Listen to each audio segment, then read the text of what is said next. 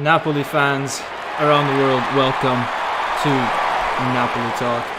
Alright guys, so Napoli have lost 4-2 against Atalanta, and it is a difficult day for every single Napoli fan. I am sure that some of you guys are just as mad as me on the result, on the lack of opportunities that Napoli had to score, on the goals that we conceded, and it's frustrating, guys. It's frustrating. I hope you guys can hear me this time. I had technical issues in the previous stream, so give me feedback on that one in the chat, guys. I'm just gonna read some of your comments before I get into the analysis of this game and where Napoli could have improved, what we did wrong, and then I want to talk about Gattuso, guys, because I'm gonna be brutally honest with my opinion about Gattuso, guys. And so let me read first what you guys are saying to get a feel of what you guys think. So I'm just gonna scroll back up, all the way up, guys. Thank you for, look at all these comments, guys. Look at all these comments. Thank you for everything. I'm just gonna scroll up. I'm just gonna start randomly somewhere. Let's see, with Alessandro De Marco saying, Osimhen, dear, what have Napoli done paying all that money for this guy? Defense was a joke today. Gattuso changing 2 defensive players before a corner. What was the point of bringing Koulibaly on at that stage of the game? Also, he'd rather play 10 men than bring on a youth player.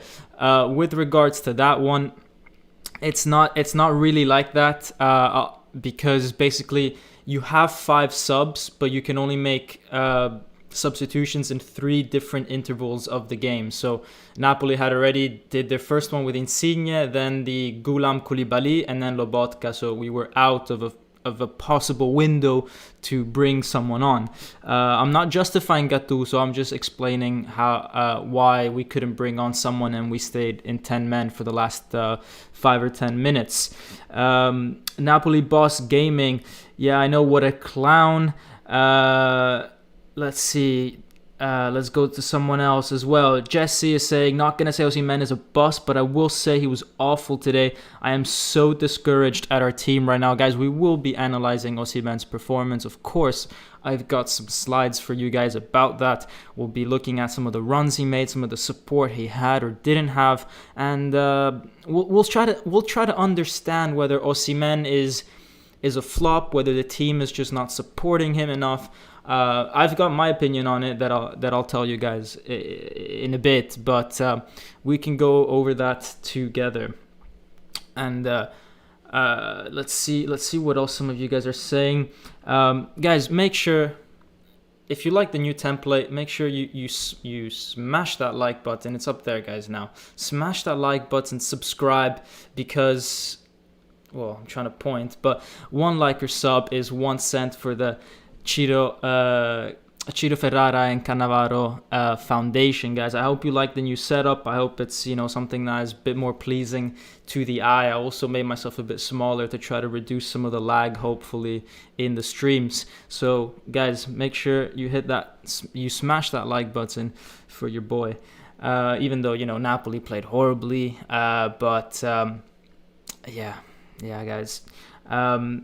Do it for the kids. Do it for the kids. Do it for the charity.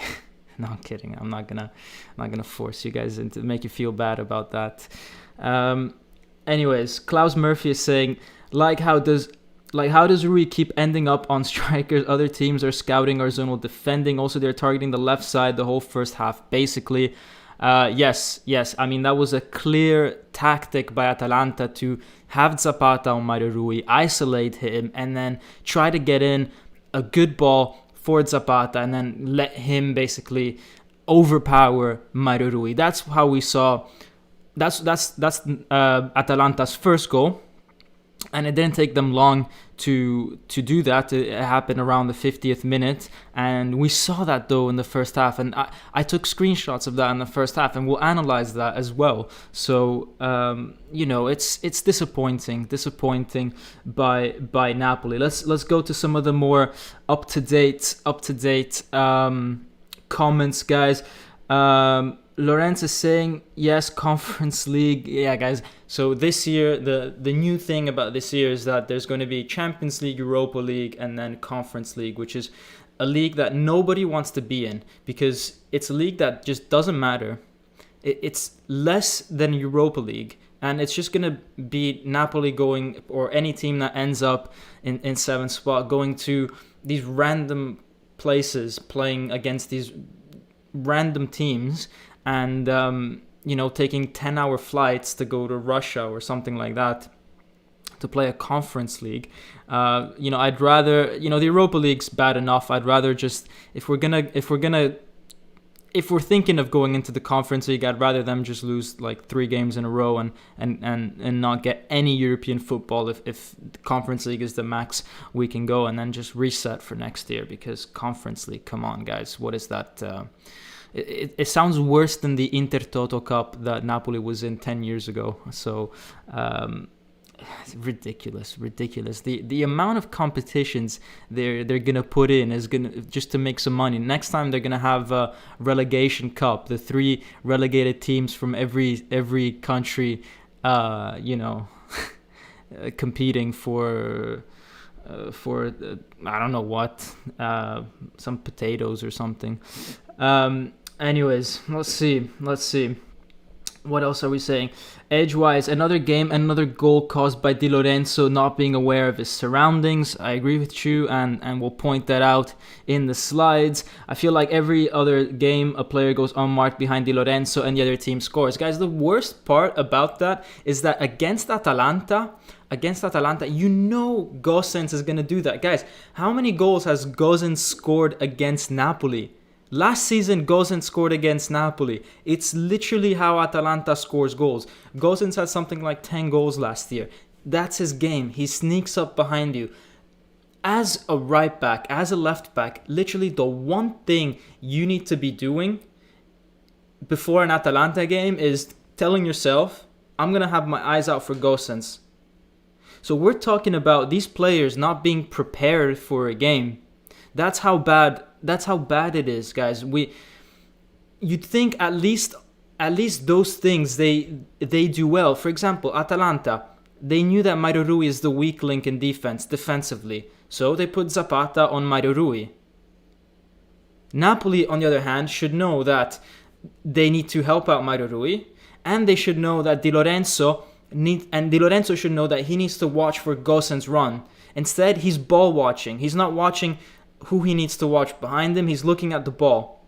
Completely basic mistakes. We talk about this every single Napoli game. Okay, we didn't talk about it against Juve because you know what? Against Juve, even though we did mess up a few things, I felt like we needed to celebrate. We needed a bit of a celebratory live where we talk about how good Napoli is, because we needed that. It's been too long, and I hope that we would get some sort of consistency, but no. And now we need to just go back to talk about how bad Napoli is and show the proof, guys. And, in these lives,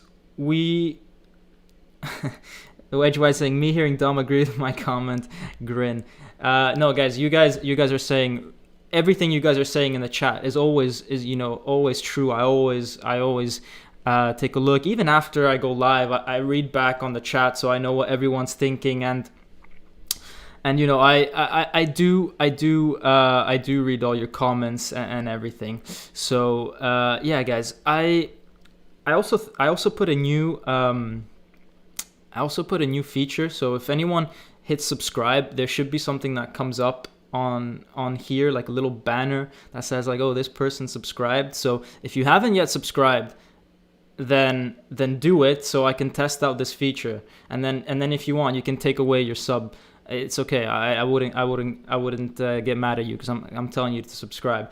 No, but let me know if you did click subscribe, then let me know, because I want to see if that feature works. If not, I have to fix my IT skills or something like that.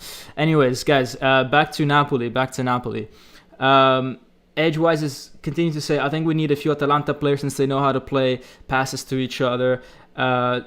Jazzy Boy is, or I don't know how to say that name, sorry, is saying Osimhen isn't fit yet, and I think Gattuso is trying to convert him to a target man. He loves to get involved in the play. That's a strong point where he can also sometimes make runs. Exactly.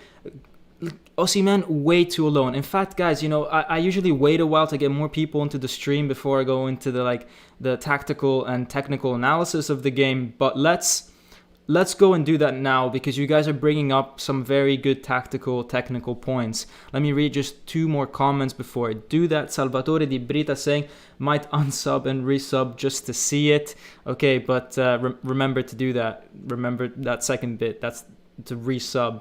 No, but Jesse, you or Sal, you've been here for a long time, so I know you're gonna do that.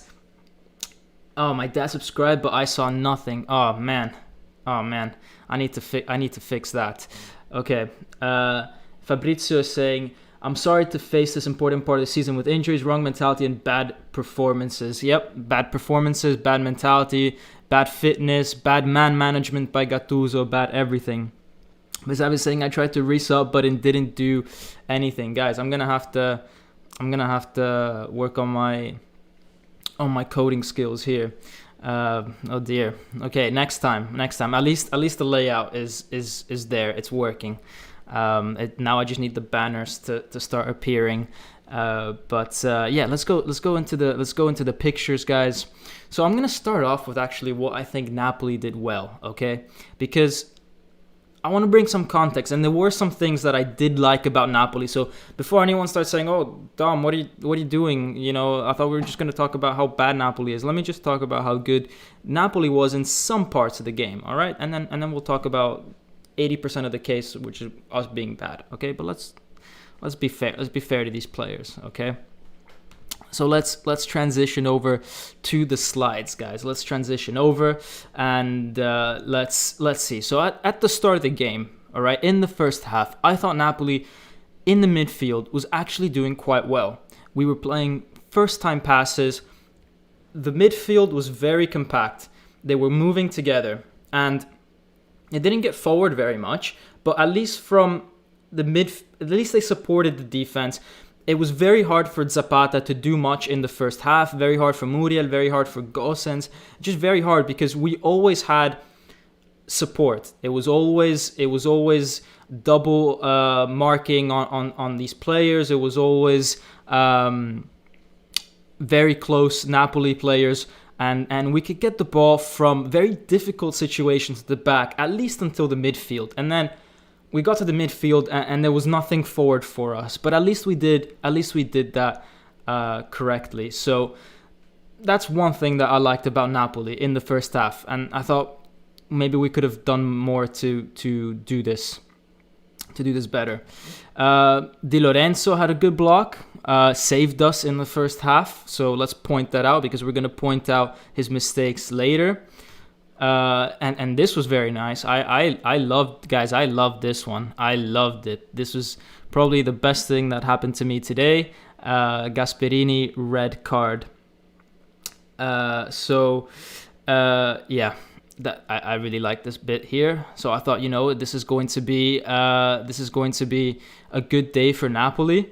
Osimhen had a good chance, and guess what? It came from a cross. Now, here's something I want to point out. The 3 chances that Napoli had, so this one by Osimhen, Zielinski's goal, and Atalanta's own goal, all came with a cross, with some kind of swinging effort from Politano.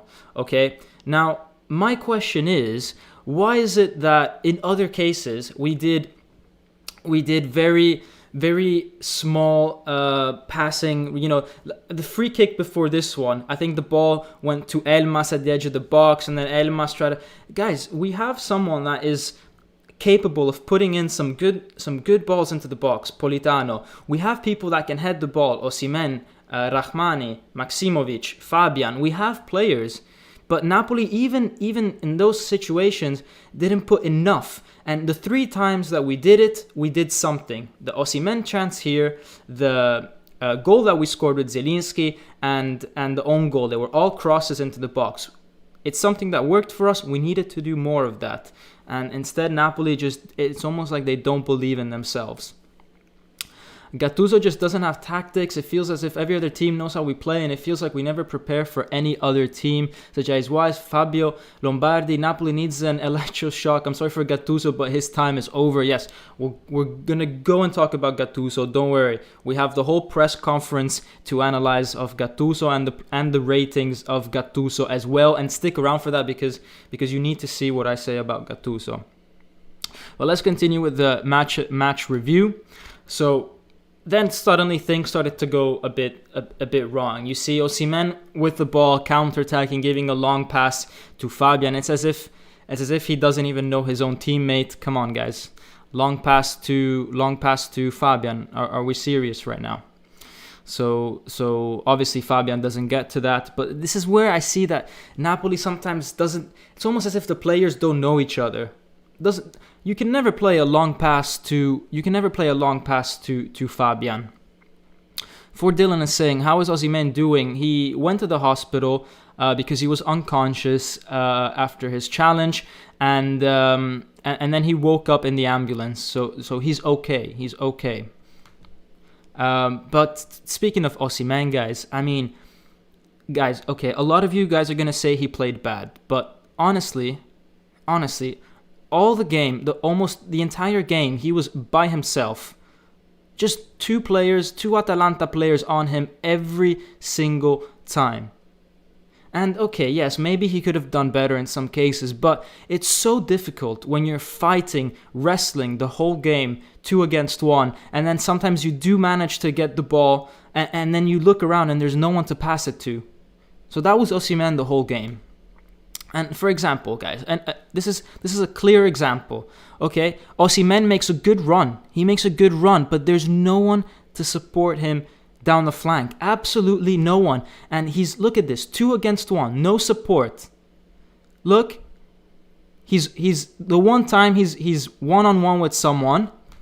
He gets the ball 2 against 1, and he actually does a really good job keeping the ball against 2 Atalanta defenders. And the thing is that, you know, he gets into a good position, but there's no one to support. He has to pass it all the way back to Maksimovic. Then Maksimovic has to restart the whole action. But it's almost as if, you know, the one time he does make a good run, the team doesn't follow him. So before we start hating on Osimhen, let's realize that the team does not support him. Okay, so Osimhen could do better, yes, but the team doesn't support him. And then this is where we start criticizing Napoli's defense. But before I do that, let me read some of your comments, because a lot of you wrote. Anthony Navarro saying, smash that like button. Thanks for joining, Anthony. Thanks for rallying the troops to smash that like button. Guys, there's 51 of you, 40 likes. How's that possible? How's that 11 of you that haven't smashed likes? You're in the minority right now. And every like or sub is 1 cent I donate to charity. Video of that coming at the end of the week, guys. So see what you guys are saying. Osimhen doesn't have support. Guys, please see how he's marked and never gets a single good ball. That's what I'm trying to point out, guys. Salvatore Di Brita saying, we collapsed too low defensively and then spammed long balls to Osimhen alone against multiple defenders. Terrible plan by Gattuso. Guys, it's a terrible plan because that's not the type of player Osimhen is.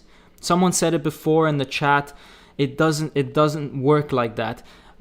Mark Kala saying, maybe we should try 2 strikers so Osimhen has more support. It doesn't even need to be 2 strikers. It needs to be that we play a 4-2-3-1 so that someone is always right behind Osimhen, and the 2 wide players, they need to get closer. We need to get Mario Rui and Di Lorenzo wide, so we are stretching the defense in some way, but the usual Insigne Lozano should get closer. Guys, for the new subscribers, okay, because since the start of the season, there's a lot of you that subscribe.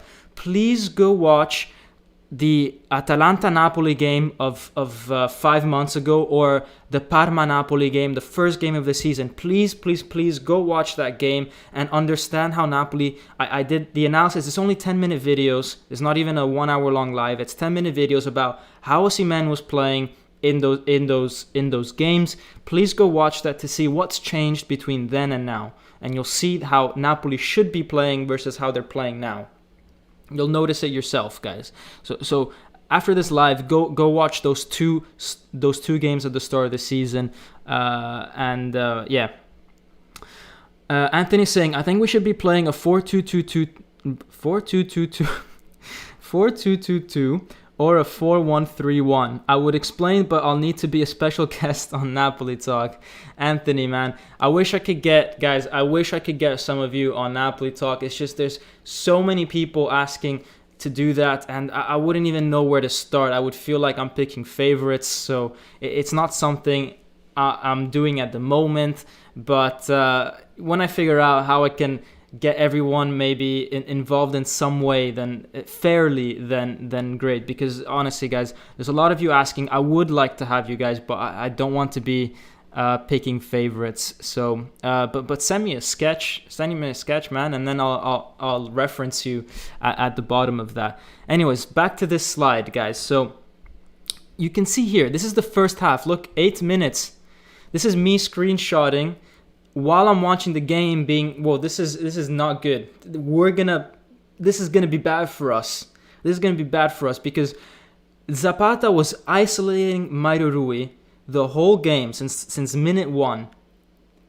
And it's way too simple for him to either get at the end of a cross and overpower Mario Rui or get in between, because the space between Maksimovic and Mario Rui is too big, way too big, guys. So I noticed this. It was a big problem, and we got punished for that in the second half. So, you know, Zapata here again isolating Mario Rui. This time he doesn't have the space to get in behind him, but you know, all that needs to happen is a good ball by Muriel, and Zapata is able to bully Mario Rui to get the first goal for Atalanta. And guys, this is not Mario Rui's fault.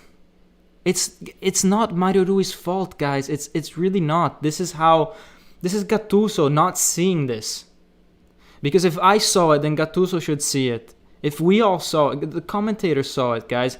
So something's wrong here. The shortest guy on the field is marking Duvan Zapata. Something's wrong. It's impossible, guys. So I don't understand why. And this happened in the second half. So between the first and second half, this is something that Gattuso should have fixed. It's obviously something that he didn't want to fix. So not really sure. Let's see some of what you guys are saying. Anthony saying, I can do that. I'll do that, Dom. Anthony, send me a DM of your tactical analysis, guys. If you guys have tactical analysis here and there that you guys want to show, by all means, guys, send me your DMs or something, and I can put stuff up if I feel like it's going to be helping the explanation of what's going on at Napoli, because I feel like I'm the host, but, you know, this is a community for everyone. So everyone, you know, if you've got something that you want to pitch in, you know, I read your comments. I can definitely put some of your pictures up here if it feels like if I feel like they fit the story. Not fit the story. It sounds like I'm, you know, picking and choosing. But if I feel like they have worth. Let's see here. Akaigo is saying, if Mertens was fit, Osimhen would have been playing much, much better, because Mertens was always close to Osimhen and they understood each other. He is too isolated nowadays. Yes, correct. Because that's what happened at the start of the season. Then Osimhen got injured. Now Mertens is injured, and it's a mess. The two center backs are ball watching 90% of the time, says Groy Kurt. Aichi Conti saying Mertens is a better number 10 for Osimhen, closer to the goal and with the mind of a striker. That's the sort of thing we need to do. So when we have Zielinski as a number 10, he's better at helping out in midfield, helping out in defense. But then we lose some support for Osimhen up front. When we play Mertens, we have support for Osimhen, but then we don't have as much support in defense and midfield to get the ball there in the first place. So it's a very delicate situation, actually, that Napoli is in, where you can't really have both, unless maybe you drop Zielinski as a defensive midfielder and use his quality at the back, but then you're sacrificing Zielinski in a way. But maybe that's what we need to do. Maybe we need to play Demid Zielinski in midfield. That's how I think maybe we should be playing. those of you saying that that is sacrificing Zielinski, look at for example, Bayern Munich of last year that went to they won. I say this because they won the Champions League final, but in the middle they had Goretzka, Thiago. Now Goretzka, you could say, is a similar player to Demme, likes to get stuck in, tackles, defensive minded, but then Thiago next to him is a passer. He's someone that has creativity. He's someone that knows how to dribble. Thiago's very good with the ball. Okay, now he's playing badly for Liverpool, but Thiago is a very skillful player, playing very, very far back, or was playing very far back with Bayern. So maybe that's something that Napoli needs to do.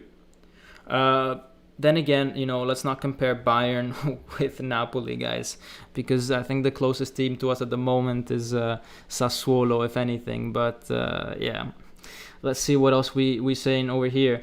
To Dom's point, I remember when Meret and Zielinski were linking up with Osimhen earlier this year, we honestly looked like the best team in Serie A. Exactly.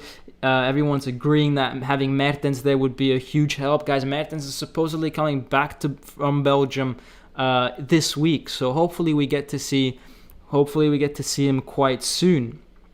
Anthony saying, issue I saw today was the fact that we couldn't close down Zapata. Specifically, we focused a little too much on Pessina because of the Coppa Italia. That's another thing. That's a very good point, Anthony. I think rightly so, we limited Pessina. And the thing is that then we left Zapata with Mario Rui, which is the issue with...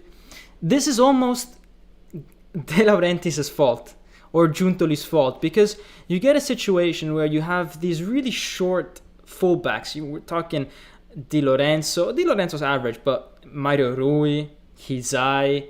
Seriously?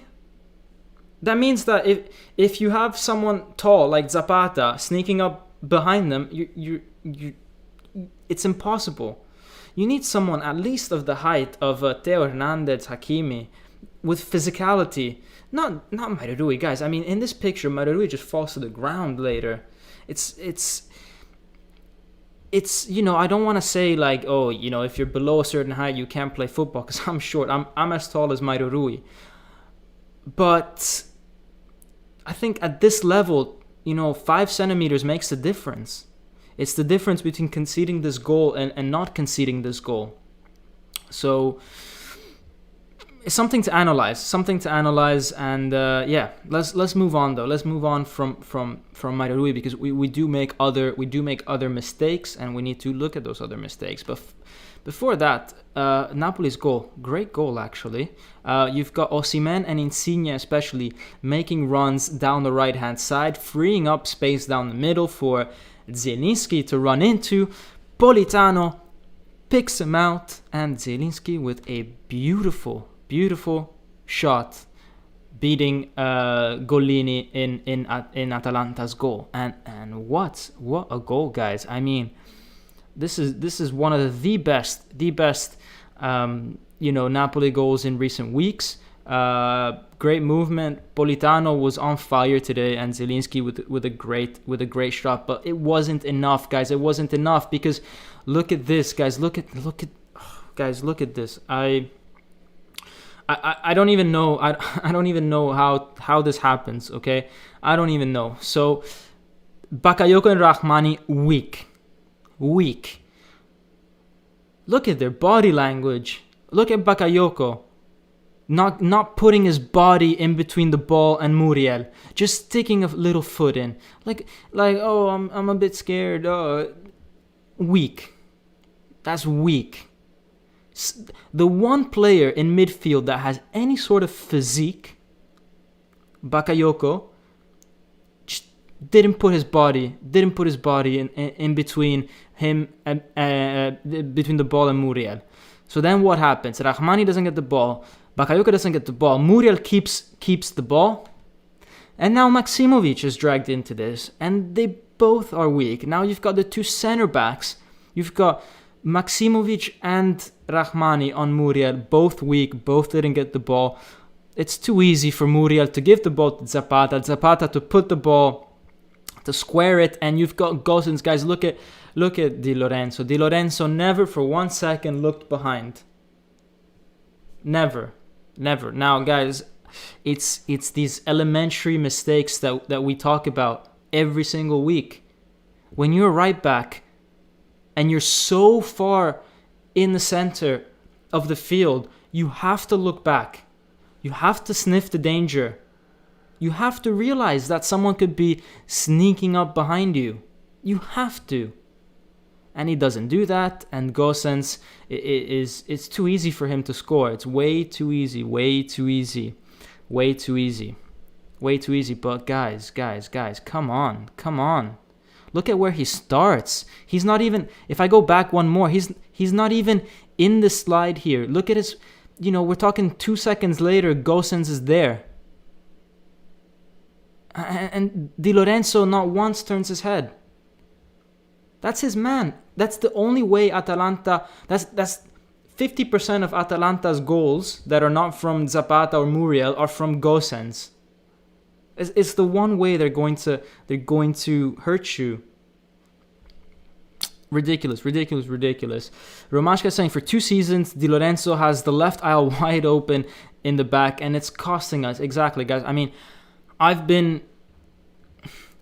you guys have been a lot more harsh on Di Lorenzo than I have. I've been quite nice to him in player ratings, almost because I feel bad for him, because I feel bad that he was so good with Ancelotti and now he's bad, and I feel bad about him not getting enough cover from Lozano and Politano, who are very attacking players. But stop. Like now I have to face it. That my boy Di Lorenzo is getting caught out way too much. And as Romashka saying, it's been way too long. And I need to face that. He needs to face that. Gattuso needs to face that. The club needs to face that, because something needs to happen. But a lot of it is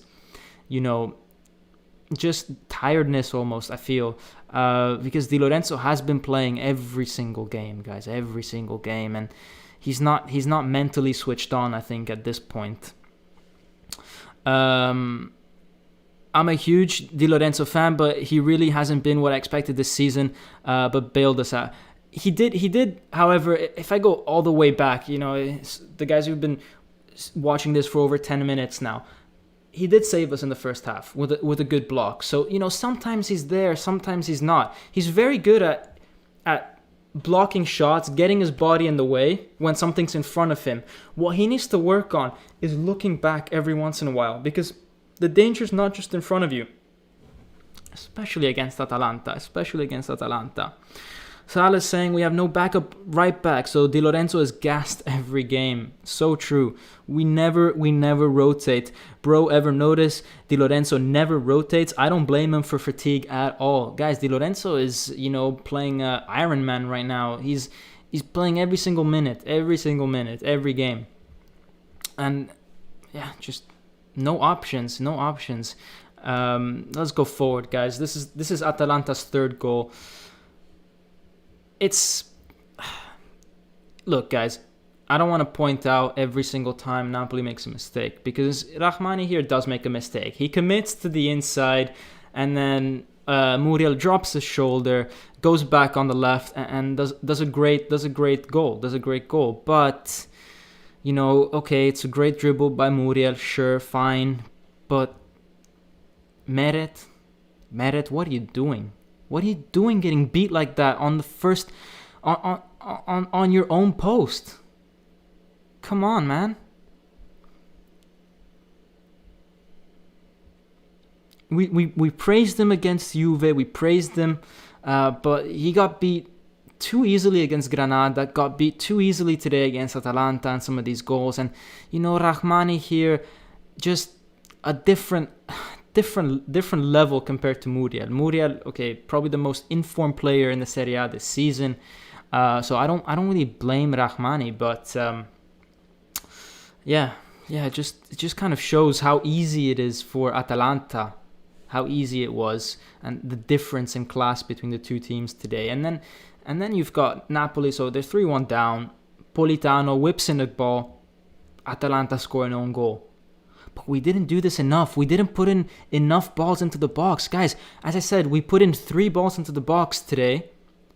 And one was an Osimhen chance. One was our goal with I forget who scored the first goal, guys. I forget. And then this one with the own goal from Atalanta. 3 times we did crosses, and 3 times it went well. Oh, the first goal was Zielinski. Yeah, okay. But you see what I mean? The things that we do well, we don't do enough of. And then, guys, this is ridiculous, okay? This is Atalanta's 4th goal. But it needs to be... It's a serious mistake by Gattuso, this one. This is a serious mistake because this is in a swinging corner from Muriel, and Osimhen flicks it, okay? Doesn't clear it, flicks it on, and it goes to... It ends up with an Atalanta player, and then he puts it in. But Ghoulam, Koulibaly, what are you doing? You're too far away from your players. We've got 3 players all in line, and then Ghoulam by himself there. Just no communication between the team. No one's saying, I got this area, go there. No, nothing. Koulibaly's marking his own teammate. Ghoulam is in absolutely no man's land. Useless.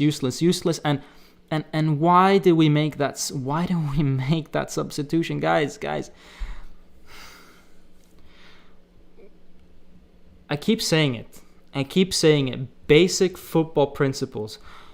One of the basic football principles is you never make a substitution when you're defending. You never make a substitution when you're defending, whether it's a throw-in, a corner, a free kick. Never make it.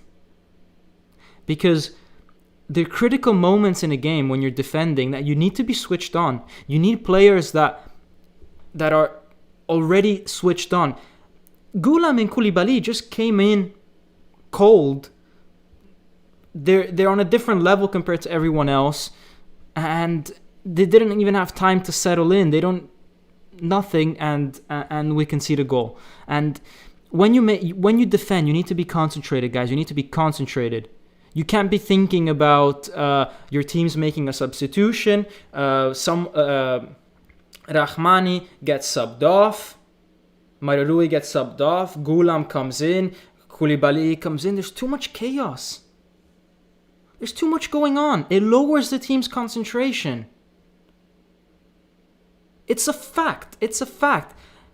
No other team makes substitutions while they defend corners, set pieces, throw-ins. It's just a fact. It lowers your concentrations. The only time you do it is if you're taking away some random short midfielder and you're putting in an extra tower. Okay, maybe that's justified because you're adding something. But this was a like-for-like substitutions. Left back and center back for left back and center back. And we paid the price, and I'm thinking to myself, we're at this point, we're 3-2, guys. This was 3-2 for Napoli. What do? We put on a center back and a left back at 3-2. Why don't we just put in Cioffi instead in attack? Why don't we play D'Agostino in attack? The youth players, guys. I don't understand. We're losing 3-2. We've got nothing to lose. Why is Gattuso's first thought on bringing Ghoulam and Koulibaly? Okay, I get it. He wants to give Meret and Rahmani a break, but not right now. Wait 5 minutes. And you're sending the wrong signal to your team. That's the thing, guys. There's no point in telling your team, go attack, go grab the goal, and then you've put on a center back and a left back. The reason why we beat Juventus was because we played a 4-2-3-1, super attacking, with Zielinski defensive midfielder, playing Insigne, Politano, Osimhen, Lozano. That was a signal to the team to go out and attack. In this situation, you bring on a center back, you bring on a left back when you're losing. That's not a signal to attack. You can tell the team forward, they're not going to go forward. It's simple psychology. So, yeah. Let's see what you guys are saying about this. Pranav is saying, if we want to play a 4-2-3-1, we need to play Zielinski DM because I don't think Fabian has the defensive work rate to play there, and you can't have both them and Baka as that we will lack creativity. God forbid we have Baka at all. God forbid. I don't even sub defenders on before defending corners in FIFA, says Sal. Oh man, Sal cracks me up every time. Roberto Longo is saying, too much space in the middle, no supporting runs anymore. We try to pass over in the midfield with long balls forward, which never seems to work. I'm tired of it. Hail Mary passing. So true. I mean, go look at the video for any new person watching this. Go look at Granada, Napoli, and look at all the long balls, the stats that I showed of all the long balls that we played to no one. We more than half wasted. Who wore the armband in the first half? I think it was Zielinski who was wearing the armband. Barone is saying we sold so many good forwards and now they score against us. Yeah, guys, go check out my Instagram. I made a post about this the other day, where I showed Pandev and Zapata scoring against us. Also, go follow the Instagram because I made a pretty hilarious post about the human body with all of Napoli's injuries. Seriously, guys, if you've got an Insta account, go follow Official Napoli Talk. It's right there. Right, I can never point. The camera's mirrored, so I can never point in the right direction. Guys, don't think I'm incapable of having any hand-eye coordination. It's all reversed, so it's a bit weird. Anyways. Daniel Bowen is saying, someone was saying thanks Daniel, so I thought maybe he said something. But I can't find the message. Danny is saying, I don't understand why Gattuso doesn't play a 4-4-2. We tried 4-4-2 with Ancelotti. We didn't like it. It wasn't great. Let's go forward with oh no, that's it, or was that everything? No, I had other slides. Let me go all the way back up to where we were. Apologies for this. I clicked the wrong button. So we were there. And then, just to finish it off, Osimhen gets injured. And he has to get taken off, guys. He needs to be taken off. And this is really bad. This is really bad. But, guys, the way he gets taken off... So, if you look at what happened, it wasn't like a crunching tackle that, he broke a leg or his shoulder. No. He got tackled, fell, hit his head on the ground, and then the ambulance had to come. And guys, for me, this is an injury. Let's call it an injury. This is an injury that happens when you're not 100%, when you're not lucid. You don't even have the reaction to put your hand down before you fall. So this is an injury of someone who has 0% energy left. 0%. Osimhen did not even have the reaction capability to fall down with his hands protecting his face. Because this wasn't a bad tackle. This was a normal tackle. But this is what happens when someone is they've had enough. They're on the verge of almost fainting. And it's also maybe Osimhen, because he's got that shoulder injury, he didn't want to support his body falling with his hands because maybe it could hurt his shoulder. So we've got a player that's not fit enough to play, or at least not fit enough to play 90 minutes. And this is what happens. You need to be taken off. And he got taken to hospital, guys. He got taken to hospital. And he woke up. He woke up in the ambulance. So he's okay. He's conscious. But for me, it's a tiredness. It's a tiredness injury when you just collapse. You don't support your own body falling down, so you hit your head. That's how I see it, guys. But I could be totally wrong. But that's just a thought that I had. Anyways, let's go to the player ratings, guys. I hope you guys like all the overlays that I did here. I need to work on that. I need to work on the thing not working. I don't know why it's not working. But I'll fix it for the next stream. I'll fix that.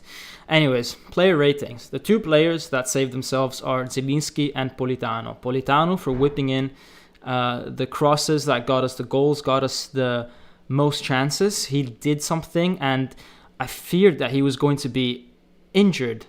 I really did fear that he was going to be injured when he was limping in the first half, but he made it work. And then a 6.5 to Zielinski, because his goal was just something magnificent. Anthony noticing the Gattuso out. Yeah, I'm quite proud of myself for that one, guys. So, Karl Erba saying 6 for Osimhen. That's quite generous. Listen, I understand. I understand. I understand that Osimhen lost a lot of balls. I understand. But the one chance we had was him getting at the end of a cross by Politano, the one chance that we didn't score from. And he was making the right runs. He was trying to battle it out there. But Napoli didn't support him. Maybe you missed 15 minutes ago when I analyzed Osimhen's game. But I saw a striker that was trying to get into the space, trying to do stuff. But it's just exhausting when you're doing it by yourself against 2 or 3 players. So for me, I wanted to reward him. I also felt bad. Guys, to be honest, I felt bad. You know, Osimhen just limped off 3 minutes before I put this together, guys. What am I supposed to do? Give him a 5? The guy. I thought the guy was dead. Imagine me giving him a 5. So okay, maybe I was a bit soft, but Carl is saying I was walking the dogs. Yeah, man, just go watch like 20 minutes earlier. I analyzed how Osimhen was actually getting into good places, but no support within 20 meters around him. Is Managerial 5 only because he's 5 feet tall? Oh, you guys got jokes. I like that, Anto. I like that. See, this is why I have this channel, guys, because we lose 4-2 against Atalanta, and you guys can make me laugh. So thank you. Man of the match for me was Cioffi because he didn't play any minutes, therefore sparing me any grief. Yeah, ridiculous that we have to put on someone like Lobotka instead of giving a go to Cioffi, Zedarka, D'Agostino. I mean, Mr. Gattuso, I did a video about these players in vain because you won't put them. That took a lot of time. To put together for nothing. You don't give me the satisfaction of seeing even one of them play. Come on, man. I know you watched. I know you're watching, Gattuso. I know. What else you got to do? You're obviously not working on the team, so. Anyway, so as you can see, the defense did horribly. Meret 5. I thought he could have done better in, for example, the Muriel shot. Di Lorenzo 4 because he doesn't turn his head. Rahmani 4 doesn't do enough against Muriel, and Bakayoko as well doesn't do enough to recover the ball from Muriel for Atalanta's third goal, which is the difference between the two sides. Maksimovic and Managerial 5 because they didn't communicate each other all game about how Managerial was the one marking Zapata. Incredible. And Fabian 6. I think Fabian's doing okay, actually. I quite like Fabian. Recently, I've got nothing to say against Fabian at the moment. And then Insigne 6 did what he could. Elmas 5.5. I mean, guys, we've got a player in Elmas who Gattuso would rather play Insigne half injured, because Insigne does have an injury right now. He's carrying an injury. Gattuso would rather play Insigne for most of the second half rather than just let Elmas play, because that's how bad Elmas plays sometimes. And Gattuso talked about it in one of the previous streams about how Elmas, he just gets depressed when he messes up 1 or 2 passes. And we saw that today. He started off okay, decently, but then as soon as he messed up a few times, that's Elmas done. And in the second half, he was inexistent. And then the fourth goal, the one that put the nail in the coffin, was Ghoulam and Koulibaly messing up their markings, as we shown 5 minutes ago. But Gattuso 0, guys, and Gattuso 0 because, or 0 out, as I've put it, is because let me go back. Let me go back to before Granada. Okay, I'm gonna speak right to the camera, guys. Let me go back to straight before Granada. So Gattuso said before the game, we're gonna go play against Granada, and yes, we've got some injuries, but that's not an excuse. We won't use that as an excuse. Fast forward the day later, after the game, when we lost 2-0, the first thing Gattuso says... What is the first thing Gattuso says? I bet you guys know in the chat. Oh, we had injuries. Oh. So, I don't get it. So, first you say, it's not an excuse. Then you say it's an excuse. That's number one. Number two, he keeps saying these injuries as though they were unavoidable. Who let Osimhen go to Nigeria and catch COVID instead of being in Naples because there was a Super Cup final to play against Juventus at the end of January? Instead of doing intercontinental flights and letting a 21-year-old kid alone in another continent, that's airports, planes, trains, I don't know what, but that's too risky. Who knows where this guy got COVID? That's his fault. He needs to manage these players. Mertens, off in Belgium. Why? Tell him to stay in Napoli. I know that's Mertens' choice, but you as a coach need to play the bad guy, and you need to say, listen, Dries, you need to stay in Naples. You can't go to Belgium. Why? Because we can cure you here. The team needs you. You're important. We're going through a rough patch. You're basically our leader because Insigne and Koulibaly aren't. And said Mertens is somewhere different in Europe. Okay? So, someone saying, can we cure him here? Yes. Yes, we can. We can cure him in Rome. We can cure him in Naples. There's enough facilities within Napoli's technical center to cure Mertens. Bro, our doctor sucks. Listen, there's enough good doctors in Naples. I know. I'm from there. There's enough good specialists in Naples.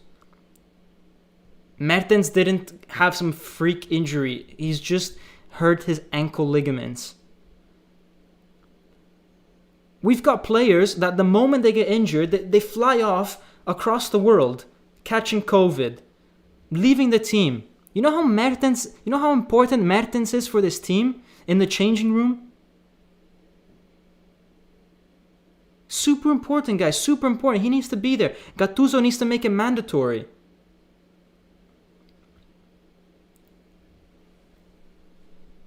I saw a quote from Ibrahimovic the other day saying that he would like to sometimes fly back to Sweden to see his kids because his kids are doing their school in Sweden. And you know what Ibra said? Pioli said no. Pioli said, Zlatan, you have a family, you have 2 boys in Sweden. Okay. But here at Milan, you have 24 other people in your family. And they need you. And so Zlatan stayed. That's the type of thing that Gattuso needs to tell Mertens, instead of just letting him go off. Now that's not the main issue with Napoli, but it's a thing. It's a thing in the whole management aspect. So that's number one. That's number one. Or actually, that's 2 points now. Third is the injuries that we have could have been avoided with better rotations from the start of the season. We played against Rijeka and AZ in the Europa League with Manolas, Koulibaly starting. Do you guys realize the amount of minutes that some of our players did at the start of the season unnecessarily, which then caused them to have muscular injuries later on in the season? Why couldn't we have played Rahmani Maksimovic in those games? Then Rahmani would have gotten more game time. He wouldn't have maybe made that mistake against Udinese because he was put in cold after 6 months and never playing football. And he would have had a better understanding with Maksimovic. So that's number one. You've got Meret Ospina, the alternations. It doesn't make sense. You're making both of them lose their confidence. Then you've got Bakayoko, Fabian, that they're players that can't play all the time. They don't have that sort of fitness. And yet, for the first 6 months, you completely drained them. Look at Fabian now, playing so much better because he's had 2 months rest. We were playing with a useless Fabian for 2 months because you couldn't bench him. And Elmas was sitting on the bench like this. This was Elmas for the first 6 months of the season. Just shivering on the bench. Where was Elmas? Where was Elmas in the first 6 months? And now Elmas is not in form when we need him. Or when we needed him. He doesn't have the confidence. He doesn't have the minutes. Because why? Because you had to play Fabian every single game. You had to play Bakayoko every single game. Gattuso had started to bench Demme and not play Demme. Demme went through like 2 months without playing any game. Demme didn't start the first 3 months for some reason. It was Baka. Why? Why? You ruined Baka. You ruined him. He got no rest. The guy's done. Guy's tapping out. Osimhen. Oh no, before we go to Osimhen, Mertens. You said yourself that Mertens and Osimhen were 30%. The day before you put Mertens on the field and he gets injured again. You put a player on the field that was 30% fit. And now look at him. He's off for another month. Why? Because you couldn't wait a week. You couldn't wait a week. You ruined Mertens. Osimhen, you're putting him and you know why not play D'Agostino? Why not play Cioffi? Let's not even talk about Politano and Insigne. Politano and Insigne have been limping and Lozano's injured. Our wingers have been limping the past month. And not once did you put on a youth player. You put 10 minutes Cioffi when we were winning 5-0 against Fiorentina. Is he that bad that he can't come on when we're winning 1-0, 2-0, start a game? Put him on to see if we can grab a goal when we're losing. Is he that bad? Other clubs don't think so. When we wanted to sign Barella, Cagliari asked 40 million plus Cioffi. Then Barella didn't want to sign for Napoli. That's a different story. But that was Cagliari's asking price. 40 million plus Cioffi when Cioffi was 17. So he's not that bad. He's not that bad, guys. It makes no sense. It makes no sense. I don't understand how we've... Guys, another coach... Trust me, guys. Trust me. It's not a coincidence that Napoli has these injuries. It is not a coincidence. Most of them being muscular. Another coach would not have played like this.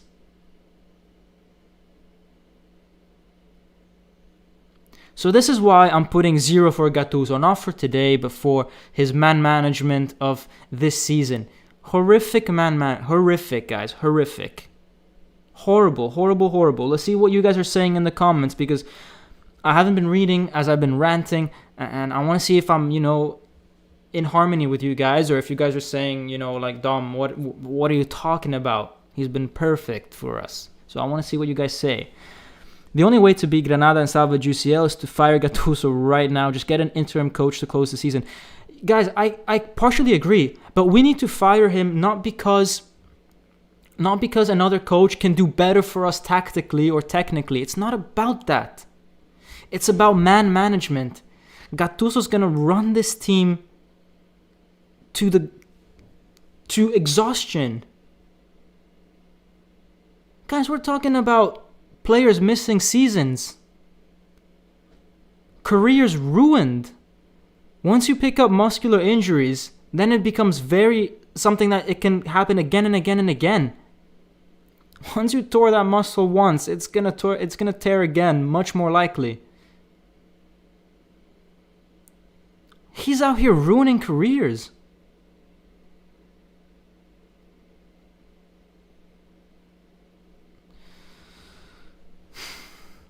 Roberto is saying, I agree with that. He should have better awareness, though. Talking to Anthony Navarro, who said, I don't know what he was saying. He said, fair, but those were different styles of play as well, more physically and great. Sorry, I missed that whole. Sometimes you guys have your own little conversations in the chat. Go ahead, keep doing that, guys. That's fine. That's totally fine. I just, I don't know how far back that went. So, I just read out random stuff. Chikara Takagi is saying, Dom, do you think the squad is good, deep enough to play 3 competitions with game every 3-4 days? I think we have to prioritize one and we didn't, so now we're doing bad. No, guys, I do think the squad is good enough. I do. Just rotate. All we needed to do was play Ghoulam, Rahmani, Maksimovic, Hysaj in the Europa League and Coppa Italia as a back 4. And then you would have given Di Lorenzo a rest, Manolas a rest, Koulibaly a rest, Marurui a rest. Play Elmas. Play more Demme. Guys, Petagna only saw the field when Osimhen got injured. Before that, it was just Osimhen, Mertens, Osimhen. Petagna was rotting on the bench.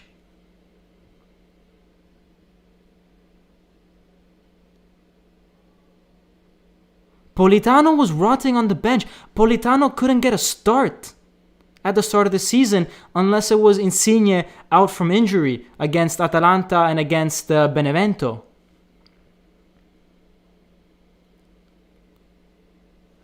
Politano couldn't start, and he's maybe our best player after Lozano this season. Insigne was going through such a bad phase, and yet he was playing every game, every minute. And now look at him, half injured. Why? Because Gattuso never thought, let's put Lozano left or Elmas left and play Politano on the right. Politano's only playing because Lozano's injured, Insigne's badly injured. That's the only reason Politano's starting. Other than that, he comes off the bench, guys.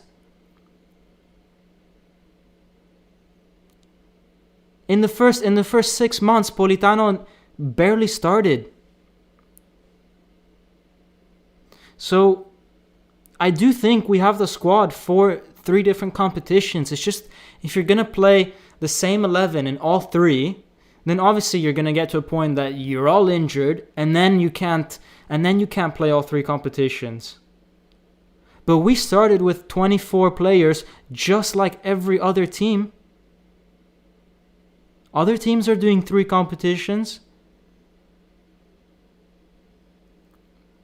In the Premier League, they've even got 4. They've got the League Cup and the FA Cup. Now, I'm not saying we need to, get to the final of everything, but damn. We didn't even try to rotate players. Didn't even try. Avice Conte is saying, why loan out Younes? How can you start a season with 3 wingers? Look at how good Younes is for Frankfurt. Guys, Frankfurt beat Bayern Munich yesterday. Younes, man of the match against Bayern Munich, guys. Not against Parma or not against, some random German team. Younes, man of the match against Bayern Munich. You know what Frankfurt's manager said in the press conference yesterday. He said, "I've never coached a player as talented as Amin Younes." Frankfurt are 4th thanks to Amin Younes. And this manager has seen some good players. And he said, "I've never seen a more talented player or a player with more quality than Amin Younes, a player that couldn't get minutes for Napoli." I never understood that. I always thought Younes was a good player. But no, God forbid you put Insigne on the bench for a day. And now look at him.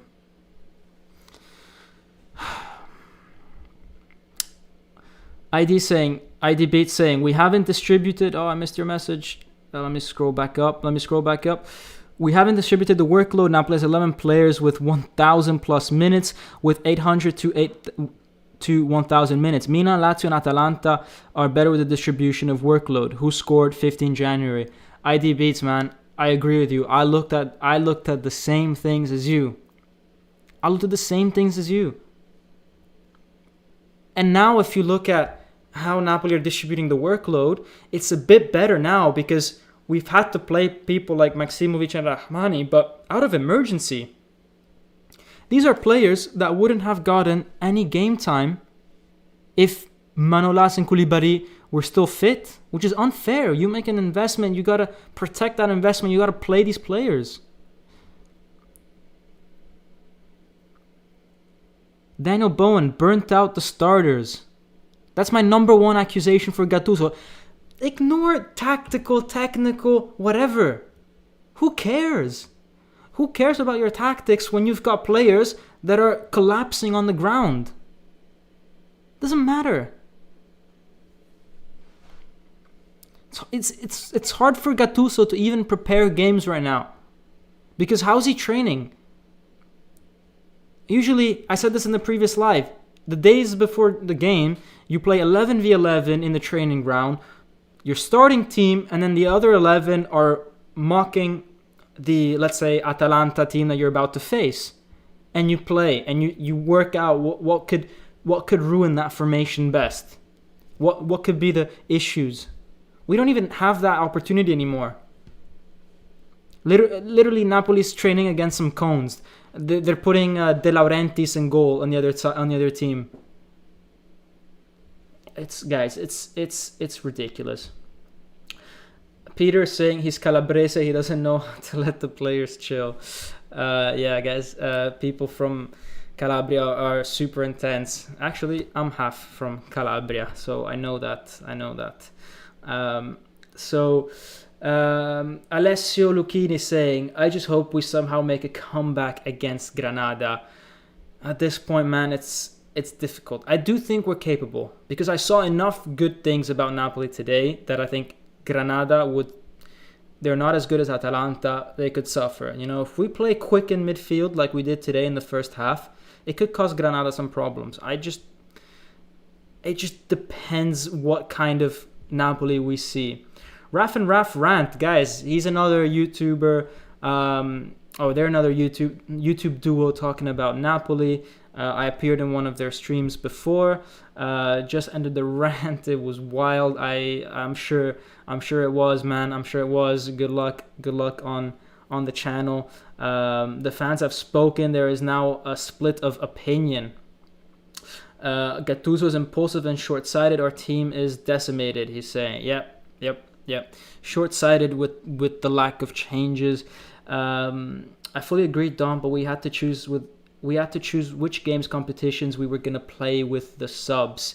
Romashka, I like Gattuso, but I have to admit he doesn't know how to manage a team. The rotations are completely inconsistent and it erodes our players mentally. Exactly. And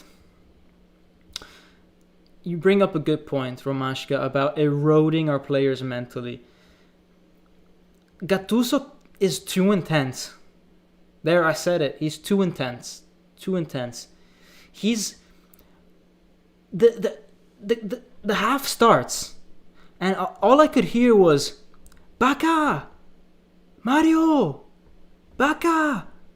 Atalanta hadn't kicked off. when you are screaming at a player and we haven't kicked off, then when you really need to scream, when he needs to get into position because something's happening behind him, he's not going to be as alert because he doesn't know if it's a false claim, if it's just a random shout from Gattuso. It's like the boy who cried wolf. This is Gattuso. He keeps saying, Bacca, Bacca, Bacca. For no reason. For no reason. And then when it actually matters, Bakayoko's probably thinking in his head, oh, he's just, Gattuso's just saying, oh yeah, I'll just let him shout. It's the boy who cried wolf, guys. It's way too much, way too intense. And he has to realize that as a coach, you need to do your work in the training ground. And then when you're on the field, you need to just chill a little. You need to just chill. And you need to let the players express themselves. And only call out certain times when it's actually really critical. But you can't call out every single pass. You can't call out every single pass because you're limiting their creativity, you're confusing them, they're caught between what they want to do and what you're telling them to do. It's a bit much. So, yeah. Anyways, guys, let's see. Did Gattuso do a press? Did the stream lag? Is the stream lagging, guys? I'm getting a whole lot of lag on my stream, guys. I'm getting a whole lot of lag from the little window. So yeah, do let me know if it's lagging. I'm just gonna type that in for a second. Is the stream lagging? Yeah, guys, let me know if it is. Anyways, no post match, nothing from Napoli from what I'm seeing. Let's have a look, guys. I'm going to have a look and see if Napoli said anything. Let's see. Bear with me for a second. Yeah, so Napoli are now in silent. So Napoli are gonna get a fine for this. This is bad. Yeah. So let's see what. Okay, so Napoli haven't released. Not sure why there's a visual lag, guys. Not sure why. But okay, you guys can hear me. Great. Just pretend like just pretend like my mouth is moving. But okay, so Napoli have done a media. They said we're not going to speak to the media or anything like that. But they did release a statement on their website which says Atalanta beats Napoli 4-2 and reaffirms their superiority like they did in the Coppa Italia. The Azzurri's fight, we remain in the game for an hour, but then La Dea closes the match in the end. The first half was 0-0 at an equilibrium, but then Duvan Zapata, as always, scores against Napoli.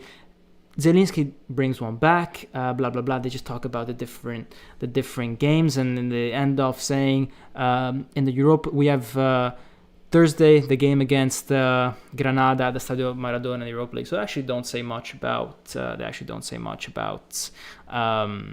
why they went into a silent, silenzio stampa is what they call it in Italian, like media blackout or something like that. Anyways, guys, so the stream is lagging, I think. So I think I'm gonna end it there. The one positive, let me just talk about one positive. The one positive is that it's only 4-2, as Gattuso would say, and this time it actually is a positive because in the Serie A, if two teams are tied on points, what comes out to matter is their head-to-head. We beat Atalanta 4-1. In the first game, we lost 4-2. So we've beaten Atalanta in terms of the head-to-head. That's the only positive I can think of, okay? So that's great. If we get tied on points with Atalanta, we are ahead of them. So, yeah, but this whole Gattuso not speaking right now just probably means that he's going to get sacked. He's going to get sacked. And, if they do, I'm going to make a special live for you guys. And we're going to react. We're going to react to that. So anyways, guys, thank you. Thank you so much for joining the live. Sorry for any recent lagging in the video. I might need to invest in a more powerful computer, but that ain't gonna happen anytime soon, guys. So yeah, maybe if a few more of you smash that like button, that could help me out a little bit. Anyways, I digress. Okay, guys, thank you. IDB saying don't go. Why not? Don't go, Napoli talk. Guys, I've got dinner to eat. I've got dinner to eat. Write down what you guys are having for dinner. Let's talk for 2 minutes. Just talk about life. What are you guys having for dinner? What you have for dinner? Anything inspiring? I like to cook, so if you guys got anything good, then let me know and inspire me. So I'm gonna wait for one suggestion and then I'll close the live. Until I get a suggestion, I won't close the live. I'm just gonna wait till you guys give me a suggestion for dinner. Someone needs to say pasta, because I want pasta. I'm just gonna have pasta. That's it, guys. I'm gonna have pasta. You guys are logging off. So, anyways, Forza Napoli sempre. And yeah, thank you for joining the live, guys. Thank you. Bye.